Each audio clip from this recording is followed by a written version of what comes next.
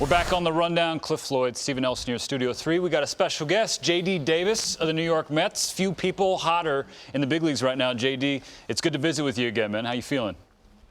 Oh, I'm feeling pretty good, man. It's a great day, sun shining. It's a great day here in New York. It's going to be a great day. We're facing Corbin today, so we're looking forward to it. The sun is shining, and apparently that's a part of your ever-evolving nickname in the big leagues. Last year we discussed it was Bubbles, and then the Badger, and now it's what? Wait. Bubbles? Yeah, J.D., you explain it to Cliffy. but this was supposed to be on the rundown. This was not supposed to get out of Fullerton at all. This was supposed to be like an inside team joke. So, no, I came out of high school. I was a little bit overweight. I had a big head, big old bubble butt. I don't know if you guys remember that song that came out with Bubble Butt. Bubble butt. Bubble butt. Yeah, exactly. Exactly. Okay. So they call I don't know how it stick, but they just started one of the coaches started calling me Bubbles, started calling me Bubble, and then I started losing a little bit of weight, started losing a little bit of the butt, and then it ended up being Bubba. But yeah, Bubbles is still going along every time I show my face around Fullerton. So. And now Sun Bear though with the Mets? It was Badger last year. Yeah, it was Badger last year, so it was funny. So on these off days, we try to get out of the house, not try to make ourselves tired because we're so used to being in a routine, coming to the field and everything. So we try to go, and I don't know what it was. We went to the zoo one day, and it ended up having a sloth bear. And the sloth bear, obviously, you put two animals together. It's, a sleepy-looking bear, and I always made fun of Dom Smith. He looks like a sloth bear. And so we walked down the, I don't know what it was. We walked down the pathway, and sure enough, there was a sun bear, and that one it didn't look like the right bear. Like his characteristics, his physical traits just looked messed up. So he was like, yeah, all right. You call me the sloth bear, I'll call you the sun bear. And I was like, all right. I walked into that one. Three bears now. Look, I don't know how you even get serious now. You got to try to. Get us talk back on about how well you've been this year. But, J.D., I got to talk about one thing I thought about before all this stuff happened is the mental side of the game, right, and everything that's challenging. But you've been able to keep your composure and sort of slow the game down. Talk about how you've been able to just keep your routine pretty calm, cool, and collect. Yeah, no, it's difficult, especially with not having fans here. It's hard to have that tunnel vision. It's so easy when you have that music, to have that crowd in the background that you kind of helps you get locked in. So, it's been tough the first week, but me and Damo, we've talked about a bunch of stuff and like how to bring our own energy, bring energy to the team and stuff like that. And that's actually helped me kind of, flip the switch in a way to get locked in without fans, without that extra energy going on in the stands. So, for me, I've, tried to bring that energy within the dugout, within the guys, talking smack, just being one of the guys, and I think that's helped me out, stay locked in and stay locked in throughout the whole game. And locking in is not easy to do at any point. As you guys, you guys are players. No. I wasn't, but especially now in 2020, JD, because of everything that's going on. Not just no fans, you're playing through a pandemic, and that's hitting you guys as human beings in different ways. And we just found out a few moments ago that another one of your teammates, Marcus Stroman, is elected not to play. So when you find out something like that, how does that hit the clubhouse, and you specifically? Yeah, you know what? We got to take it with with a grain of salt. It's definitely a big blow, Stro. I haven't really talked to him. I haven't really picked his brain on what was going on, but I know some guys have. He elected to opt out. Everybody has their own choice to do so. There's no hard feelings for it. I support Stro and everything that he does.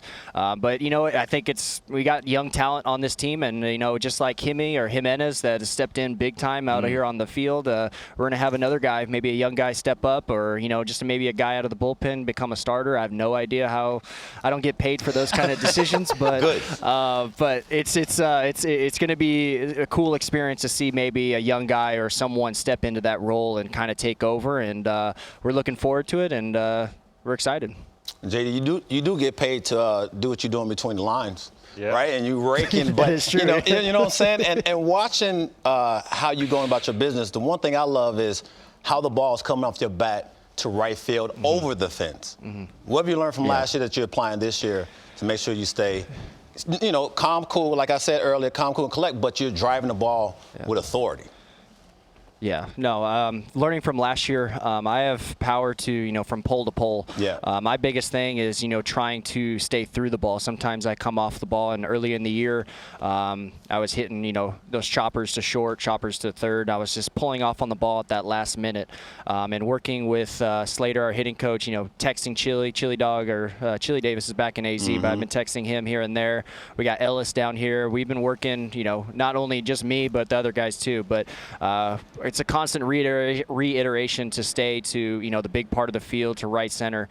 These guys are throwing 95, 98 with good sliders, so you got to put yourself in a good position to hit. And for me, what I've learned is if I stayed in the big part of the field, stay to that right center gap, that, I was able to recognize off-speed pitches. I was able to recognize, different movements, those cutters or two seams at those last minute, and just be able to track and stay on the balls longer.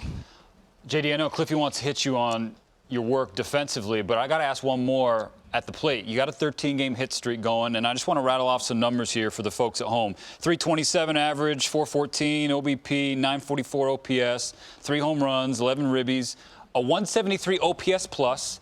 Your contact rate on strikes has jumped up 12%. Of all the numbers and stats that are applied to your box right now, what gives you the most pride in and affirmation of what you're doing?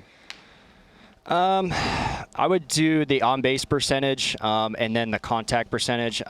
Going through the minor leagues, I was a big swing and miss guy, and I think you guys have learned about my story. The change of swing, the swing plane over the last year and a half, and it's kind of helped me gain knowledge on my swing and how to be short, and not necessarily swinging down on the ball. We don't want to swing up, we don't want to swing down, but just being able to be short, shoulder to shoulder, and that's helped me make tremendous strides in my contact and being able to, foul off those tough pitches, 0-2, 1-2, 2-2, those fastballs up or those sliders down and away, just to survive to get a pitch. And all these guys, those pitchers, they drive nice cars too, but they make mistakes. So you just gotta wear, you just gotta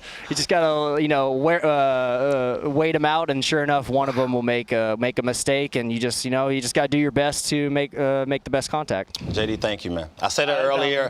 Look, we have to eat too. It is what it is. You make mistakes, we're gonna make you pay. That's the bottom line. That's right. Right. We only have to succeed 30% of the time. So Jay, my last one for you is about you playing third base every day, as opposed to moving around, right? And look, maybe you like to move around, maybe you don't. But what is your choice to play every day so you can eliminate some of those thoughts when you do go up to the plate and rake? Yeah. Well, first and foremost, as a baseball player, I want to play wherever the team wants me to or wants to put me. So, but absolutely, for a personal decision, I've played the most games at third base going up through the minor league system, and that's the most time, most reps I've ever gotten as at third base. So I'm comfortable over there. D-Sar has been working with me, picking my brain. I've been picking his brain just to make sure that we're on the same page. Defense alignment, timing. I think that's the big thing for this year is my setup. Last year and the year before, it was kind of a staggered position to kind of a hop to time the pitch as it goes in the strike zone or in the hitting zone. But this time it's more, I've been looking at Joey Wendell with the Rays, and then just some tennis players and how they react to 120, 125 mile per hour serves and how they move side to side. And I've kind of put that into my game of setting up and just being able to get the balls, and my arm can take care of itself. Jay, and I'll keep this quick. That's why you can't just give a person a glove and go play another position, because all that stuff you just said right there is just not easy to throw me out in left field and go, cool. I'm not saying it's a bad thing from the organization. I'm just saying if I can play third base and do all the things he's saying, leave me alone. Yeah. That's all I'm saying. Hey, JD, one more before we let you go. I'd be remiss if I didn't ask the question that's on the mind of many of our Met fans here in the building and watching MLB Network right now. What's the status of the Cookie Club given the pandemic protocols?